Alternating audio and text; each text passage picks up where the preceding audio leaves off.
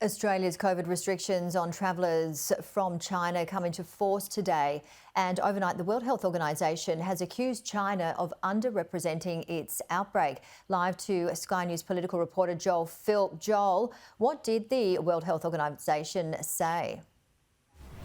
Well, Janie, the WHO is worried about the outbreak in China and the threat to life it poses, saying the data China is providing doesn't accurately represent the situation that is going on the ground in that country at the moment. And the concern is about the speed in which the virus is spreading through a population of 1.4 billion people, and even more than that. Indeed, let's take a listen to a senior official from the WHO.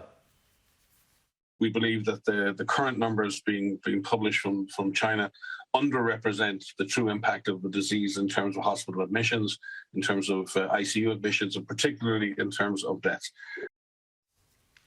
The WHO argues that these pre-departure testing requirements that are being enforced on travellers coming from China to other countries in the world, including Australia from today, as part of a synchronised effort, are necessary given the situation and make sense. A government minister, Murray Watt, spoke on Sky News today saying these measures are temporary and how long they last for is really up to China.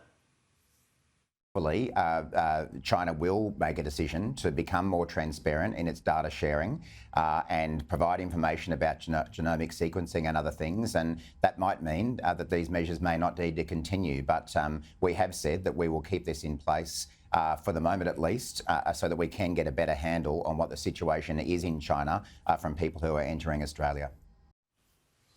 Experts say that these restrictions should be in place for at least a month because the world is very much in the dark over the variants that are ripping through the Chinese population at the moment, considering when it comes to those cases, very little genomic testing is being done.